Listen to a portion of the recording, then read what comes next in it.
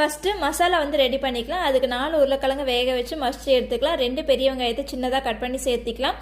கூடவே கொத்தமல்லி தழை, 1 ஸ்பூன் சாட் மசாலா, 1.5 ஸ்பூன் மிளகுத்தூள், 1.5 ஸ்பூன் கரம் மசாலா, தேவையான அளவுக்கு உப்பு, 1/4 டீஸ்பூன் அளவுக்கு மஞ்சள் தூள், இது எல்லாமே சேர்த்து நல்லா மிக்ஸ் பண்ணி இந்த மாதிரி எடுத்துக்கலாம்.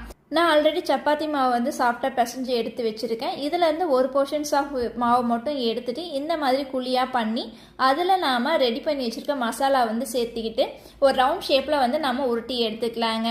இந்த மாதிரி எடுத்ததுக்கப்புறமா நாம் திரட்டி எடுத்துக்கலாம்.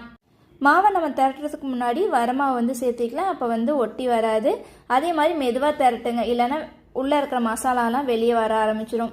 இப்போ நம்ம தோசைக்கல்லை போட்டு மேலே நெய்யோ இல்லது ஆயிலோ வந்து சேர்த்து 2 பக்கம் திருப்பி சுட்டு எடுத்துக்கலாங்க. அவ்வளோதாங்க. இப்போ நமக்கு சூப்பரான சுவையான ஆலு பராத்தா வந்து ரெடி ஆயிடுச்சு.